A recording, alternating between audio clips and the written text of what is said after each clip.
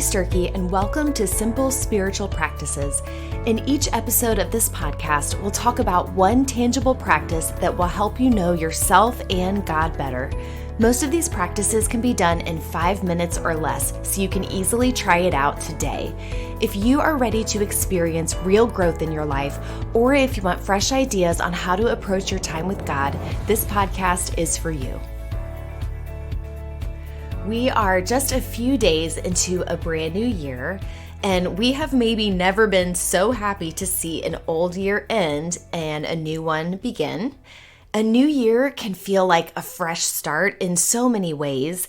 And if you're like me, maybe you begin with big ambitions and ideas of how this year things will be different. That's the hope, at least, right?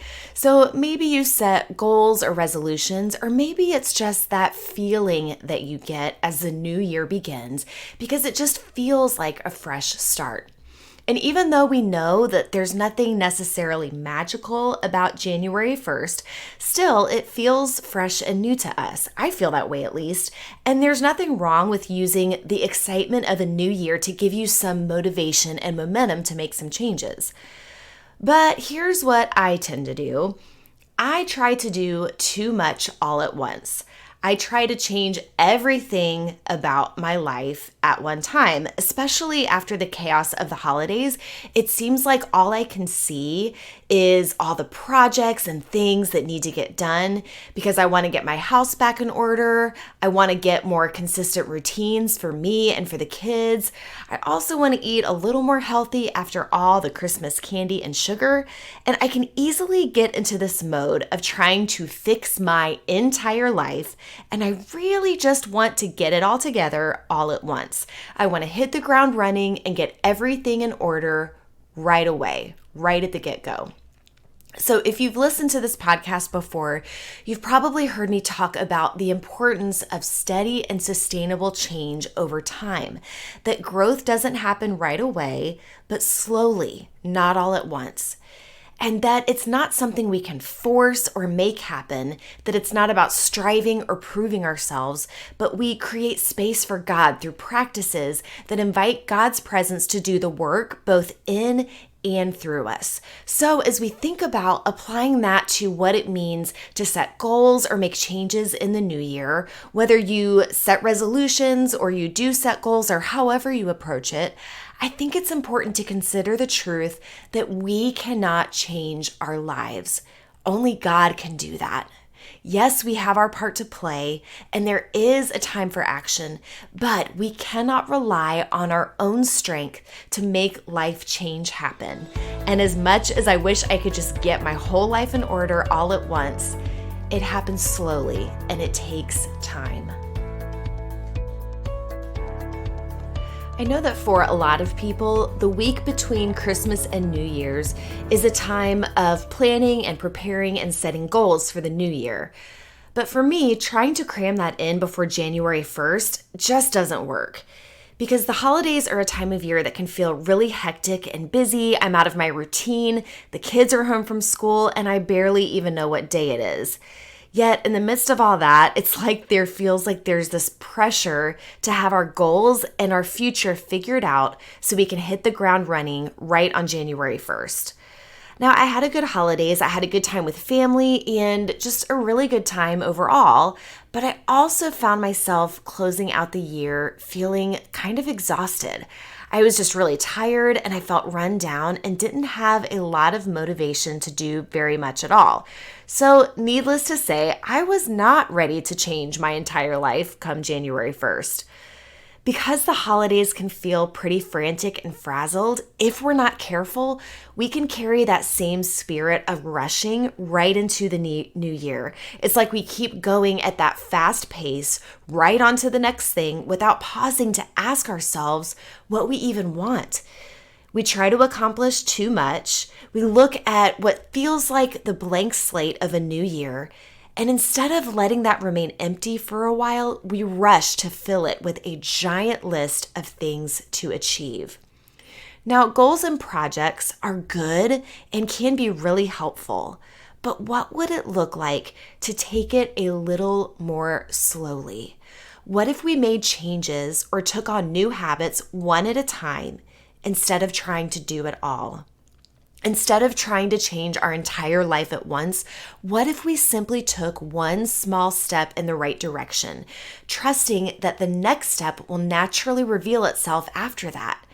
I think it's so important to slow down and pay attention to what we even want for our lives before we rush ahead and try to just change it all.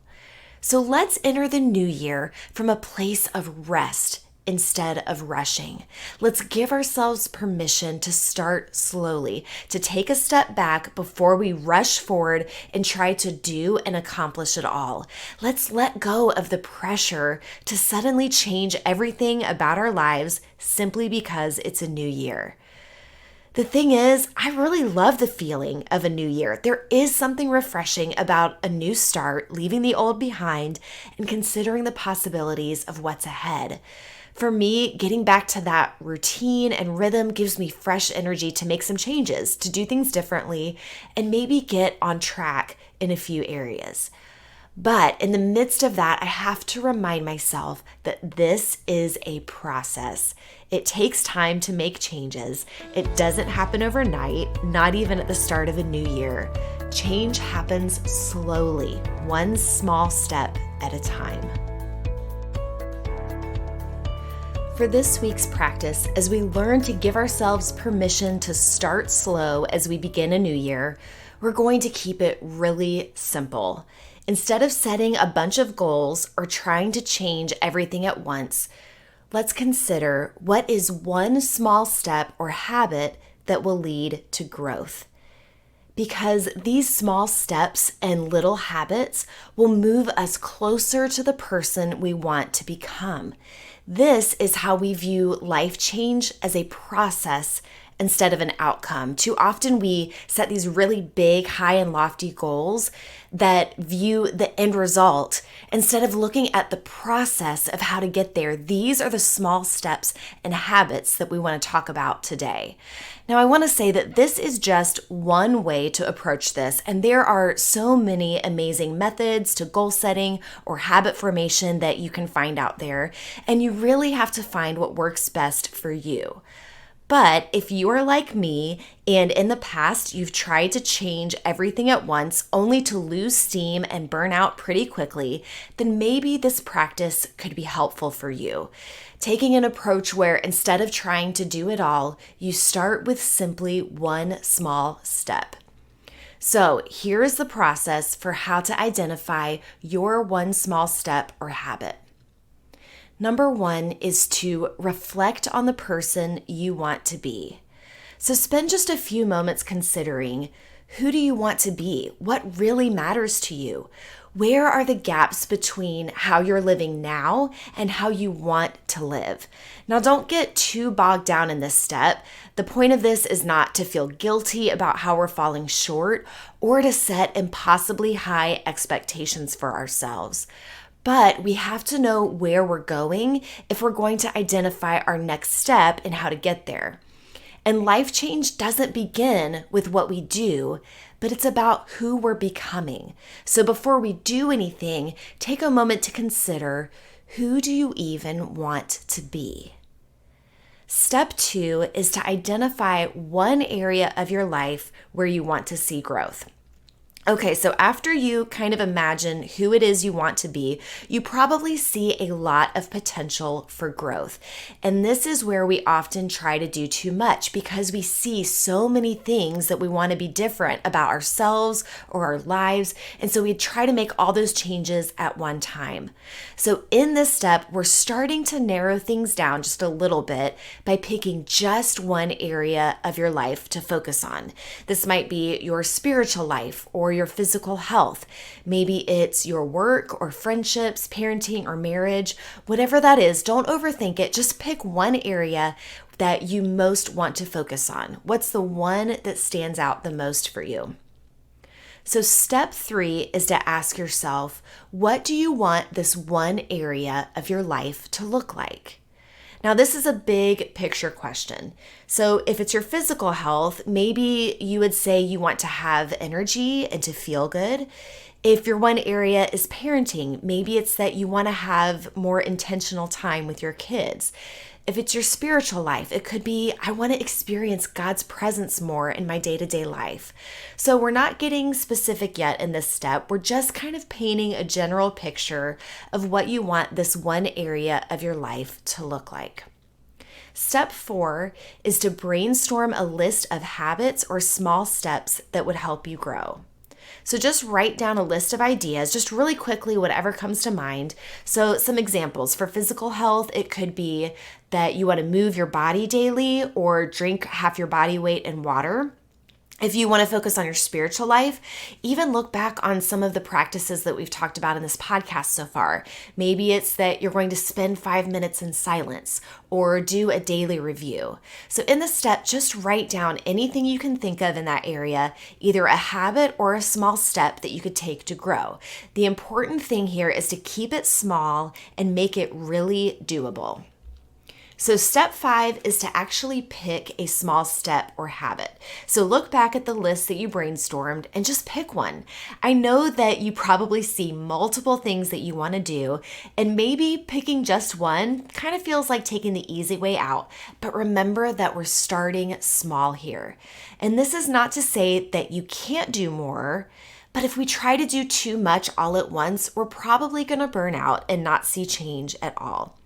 So let's just start with one small step or habit. And then what happens often is that our next small step will not only become obvious to us, it will probably come easier too. So we take one small step, do one next thing, and then that will lead to our next right thing and the next and the next and so on. And this idea of doing the next right thing, I can't mention that without referring you to Emily P. Freeman, who has a book and a podcast called The Next Right Thing. And she talks all about this idea. So I highly recommend both of those if you resonate with this. But when we pick one small step, that's our next right thing, and that will lead to the next step. So start small, don't try to overdo it. So the final step is to simply put this habit or small step into practice. Do the thing that you've decided to do. So you might need to put it on your calendar or pick when in your daily routine that you'll add the habit, or maybe it's something that you can just do right now. But it's important to make a plan for how and when you'll take your one step, and remember to keep it really simple. So I want to close this episode by telling you just one way that this is going to look for me, just by way of example. So the area that I decided I really want to focus on first is my physical health. So that's kind of the broad area, is to improve my physical health. So last year, I really got consistent with exercise, and I was able to see how much it improved my energy and my mood, and it just really made a significant difference for me in my life overall. So in the strange and difficult year that was 2020, I found that taking the time to move my body in simple ways, whether it was a bike ride, a walk, Pilates, running, just something every day, sustained me and affected every other area of my life. It really benefited me a lot. But lately, I've kind of gotten out of the habit of that. So the thing I'm going to do, my one small step, the habit I'm putting in place, is to simply move my body every day. Now, I'm not setting giant goals of running a certain distance or getting really specific on how long I'll exercise each day, but I'm keeping it simple. The goal is simply to move my body in physical exercise every day. That small habit is going to help me move towards the person I want to become. And I'm trusting that as I move in that direction, it will kind of have a trickle-down effect on other areas of my physical health as well. But that's my first small step, is simply move my body every day. So that is just one example of how I'm giving myself permission to go slowly, to not feel like I have to overhaul everything about my physical health all at once, but to take one small step that will move me in the right direction. So instead of feeling like we have to hit the ground running in January, What if instead we give ourselves permission to start slow before we rush ahead and try to do too much to change our entire lives all at one time? Would it look like to give ourselves space to rest and even recover from this past season? Before we move forward, let's pay attention to the state of our souls, because maybe you'll discover that what you really need, instead of rushing ahead, is to slow down a bit. Maybe you actually need to do less, not more. Now, only you can discern what that looks like and what you really need in the presence of God. This is not about being passive or checking out from our lives or letting ourselves off the hook, but it's also not about blindly pushing ahead either. It's about showing up, listening, and paying attention to what our souls need right now. Not trying to do it all, but simply asking, what's my one next step? Keeping it simple, taking it slow, and taking it one step at a time. Thanks for joining me today for this episode of Simple Spiritual Practices. If you want to receive a free printable for each practice in a weekly email, visit lindsaysurkey.com/free to sign up. This podcast is part of the New Hope Podcast Network, and production is done by Darren Hansen.